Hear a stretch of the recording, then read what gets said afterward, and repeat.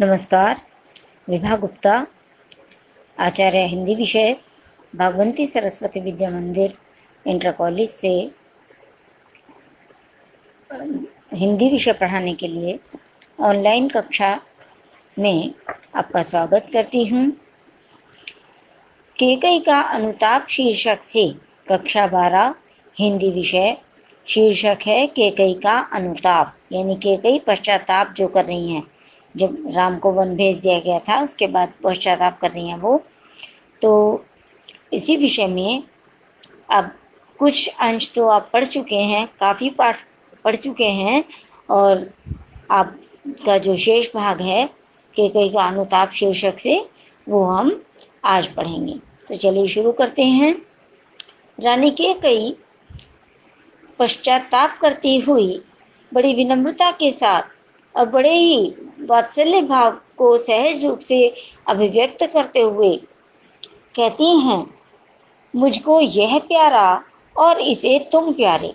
राम से कहती हैं, मुझको यह प्यारा और इसे तुम प्यारे, मेरे दुगुने प्रिय, रहो न मुझसे न्यारे। देखो बहुत अच्छी पंक्तियां हैं।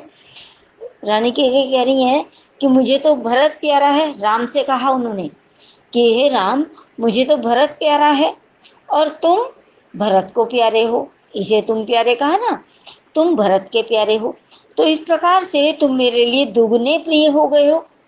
तो अब तुम मुझसे न्यारे मत रहो, अलग मत रहो, मुझसे दूर मत रहो। मैं इसे न जानूं, किंतु जानते हो तुम।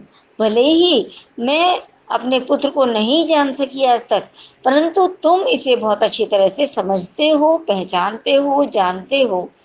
अपने से पहले इसे मानते हो तुम स्वयं से भी पहले भरत को महत्व देते हो।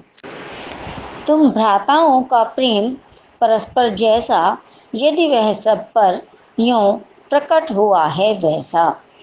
रानी केकई आगे इसी बात को स्पष्ट करते हुए राम से कह रही हैं कि तुम भाइयों में परस्पर यानी आपस में जिस प्रकार का प्रेम भाव है जो कि सबके समक्ष स्पष्ट हुआ है, तुम्हारा प्रेम संबंध, प्रेम का भाव जो तुम्हारे बीच में है भाइयों के, वो सबके समक्ष अभी प्रकट भी हुआ है।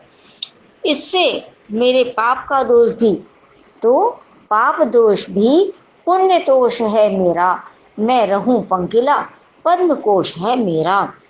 तो रानी केकई कह रही है कि इससे मेरे द्वारा जो पाप किया गया, मेरे उस पाप का जो दोष था वो भी अब पुण्य रूपी संतुष्टि में परिवर्तित हो गया है। मुझे इस बात का संतोष है, इस बात की संतुष्टि है कि मैं रहूं पंकिला। मैं भले ही पंकिला हूँ, कीचड़ हूँ, लेकिन मेरे गर्भ से, मेरी कोख से कमल के समान निर्मल भरत जैसा पुत्र उत्पन्न हुआ है। मुझे गर्व है इस बात पर कि भरत जैसे पुत्र ने मेरी कोख से जन्म लिया है। आगत ज्ञानी जन उच्च भाल ले लेकर, समझावे तुमको अतुल युक्तियां देकर। रानी केकई आगे कहती हैं कि हे राम, पश्चाताप में है रानी केकई, पश्चाताप ही कर रही हैं निरंतर, और अपने आप को अधीर हृदय वाली बताकर राम से अयोध्या लौटने का आग्रह करते हुए कह रही हैं कि हे राम, आगे आने वाले ज्ञानी लोग जो यहाँ पर आए हुए हैं, तुम्हारे और भरत के अतुल प्रेम के संबंध में, मतलब तुम्हारे और भरत के बीच जो मधुरता है, जो प्रेम भाव है, मधुर प्रेम व्यवहार है, उसको, इसके संबंध में प्रमाण प्रस्तुत करते हुए तुम्हारी और भरत की श्रेष्ठता सिद्ध करते रहें, यानी भरत को और तुम्हें सही प्रमाणित करें और मुझे अपराधिनी प्रमाणित कर दें, और अपनी विद्वत्ता से, ऐसा करके वो अपनी विद्वत्ता से स्वयं को मस्तक ऊंचा करें कि वो सही कह रहे हैं। परंतु बेटा, मैं तो बस इतना जानती हूँ कि मैं माँ हूँ, और माँ के अधीर हृदय में तर्कों के लिए कोई स्थान नहीं होता। मतलब आने वाले लोग जो हैं तुम्हें अतुलनीय युक्तियां देकर, उदाहरण देकर समझाते रहें कि भरत का कोई दोष नहीं है, राम का कोई दोष नहीं है, और मुझे अपराधिनी सिद्ध करती रहें। लेकिन मैं माँ हूँ और माँ के हृदय में तर्कों के लिए कोई स्थान नहीं होता। वो सभी तर्कों को एक तरफ करते हुए केवल संतान का हित साधनी चाहती है। तो बेटा, मेरे अंदर भी एक धैर्यहीन हृदय है, मेरे तो एक अधीर हृदय है बेटा, उसने फिर तुमको आज भुजा भर भेटा। तो बेटा, मेरे पास भी केवल एक धैर्यहीन हृदय है और वो फिर से आज तुम्हें भुजाओं में भर लेना चाहता है। माता सदैव यही चाहती है कि उसकी संतान, उसके पुत्र उसकी आंखों के सामने रहें और वो अपने संतान के सुख से वंचित ना रहे, एक पल के लिए भी उसकी संतान उससे दूर ना हो। मैं भी यही चाहती हूँ। मेरे भी एक अधीर हृदय है बेटा, कहा ना उन्होंने कि बेटा मेरे पास भी मेरा भी ऐसे ही एक धैर्यहीन हृदय है और वो तुम्हें भुजाओं में भर लेना चाहता है। क्योंकि कोई भी माता न तो किस तर्क का सहारा लेती है, और मेरे हृदय को भी ये नहीं पता है कि अपराध किसका था, मैं दोषी हूँ या नहीं। मेरा हृदय तो केवल यही चाहता है कि तुम पल भर के लिए भी मेरी गोद से, मेरे स्नेह से अलग ना रहो। इसलिए बिना कोई भी तर्क किए तुम अयोध्या वापस लौट चलो। माता की ममत्व भावना गुप्त जी ने अभिव्यक्त की है और इसमें उन्हें पूर्ण सफलता प्राप्त हुई है।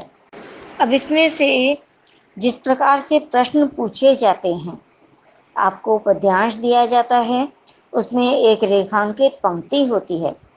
पहला प्रश्न आता है, उपर्युक्त पद्यांश के शीर्षक और कवि का नाम लिखिए।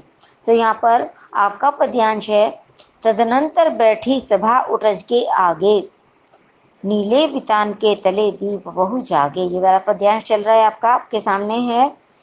तो ये इसके शीर्षक और कवि का नाम, प्रश्न 1 है हमारा, प्रश्न फर्स्ट। तो पद्यांश के शीर्षक है कैकेयी का अनुताप और कवि हैं मैथिली शरण गुप्त। दूसरा प्रश्न है, रेखांकित अंश की व्याख्या कीजिए। पाठ पढ़ चुके हैं हम, तो व्याख्या हमें समझ में आ गई है। व्याख्या हम स्वयं कर सकते हैं। भरत किसे लेने चित्रकूट गए हुए हैं, प्रश्न थर्ड। ठीक है, तो भरत किसे लेने चित्रकूट गए हुए हैं? भरत अपने भाई श्री राम को लेने चित्रकूट गए हुए हैं। अब आता है प्रश्न फोर्थ, अयोध्या का राज्य किसे मिला था? अयोध्या का राज्य भरत को मिला था। प्रभु बोले गिरा गंभीर नीर निधि जैसी, पांचवा प्रश्न है ये। पंक्ति में कौन सा अलंकार है? तो हम समझ सकते हैं, प्रभु बोले गिरा गंभीर नीर निधि जैसी, सागर के समान गंभीर वाणी में बोले प्रभु श्री राम, है ना। तो तुलना हो रही है, तो यहाँ पर उपमा और अनुप्रास अलंकार है। इसमें गिरा गंभीर निधि देख रहे हैं ना, तो उसमें ग वर्ण की आवृत्ति हो रही है, तो यहाँ पर अनुप्रास भी है, लेकिन प्रमुख रूप से उपमा अलंकार है। आज के लिए इतना ही, धन्यवाद।